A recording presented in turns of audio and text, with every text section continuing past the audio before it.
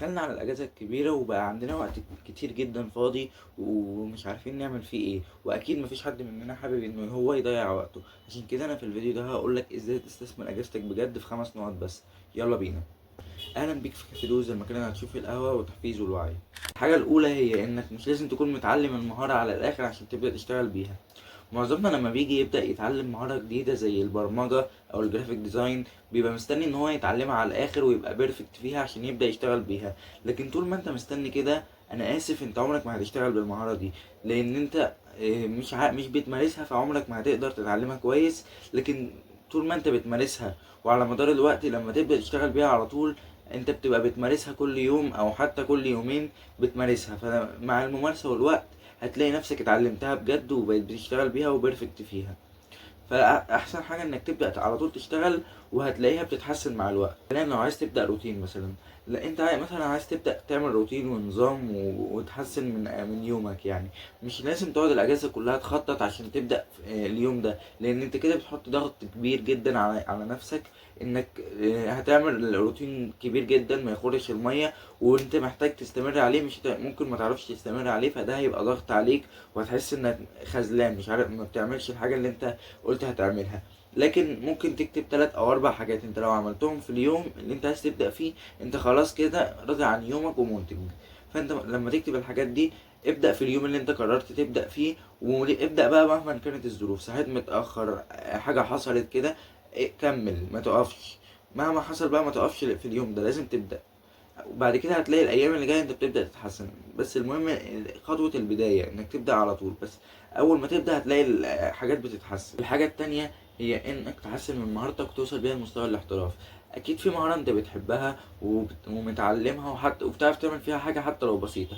حاول بقى ان مش لازم عشان ترتكب بالمعدات بتاعتك تشتري حاجات بفلوس. ممكن مثلا لو انت جرافيك ديزاينر تحسن من معداتك، تخلي من كانفا موبايل لكانفا لابتوب. لو انت عندك لابتوب تشيل تحسن ترتقي من كانفا موبايل لكانفا لابتوب، هتلاقي هتبقى احسن. وكمان نفس الكلام في اي مهارة تانية، لان الارتقاء بالمعدات ده اللي بيساعدك شغلك يبقى احسن ونفسيتك هتبقى احسن، لان شغلك بقى احسن فنفسيتك هتتحسن، فده اللي هيساعدك تكمل.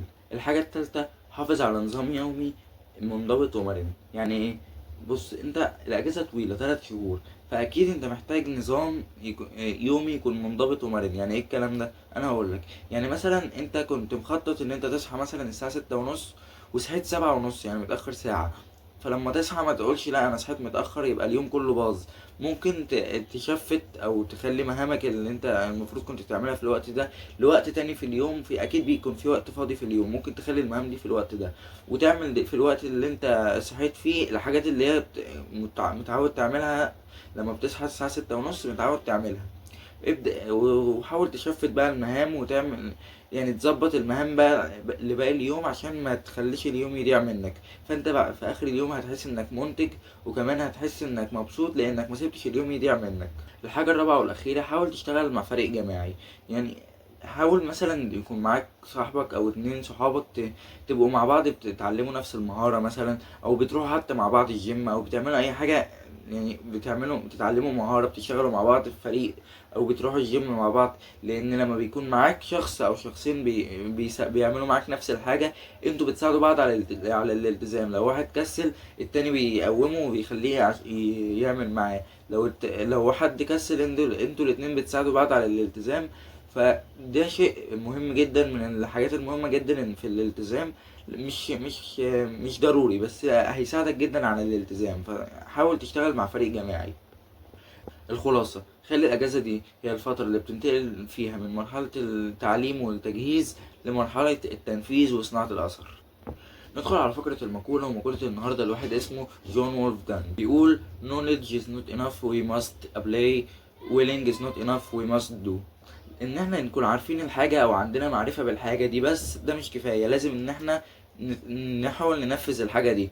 وكمان ان احنا نكون عارفين عن الحاجة وبنتعلم الحاجة كتير مش كفاية، لازم ننفذ عملي. او لما يكون نفسنا في حاجة، ان احنا نفسنا نعمل حاجة عمالين نحلم بس ده مش كفاية، لازم ان احنا ننفذ او نعمل خطوات نحو الحاجة اللي احنا بنتمناها دي. يعني انت مثلا عايز تبني جسم رياضي، اكيد مش هتبني جسم رياضي وانت قاعد على السرير تقعد تحلم وتقول لي يا لو انا عندي جسم رياضي، اكيد مش كده.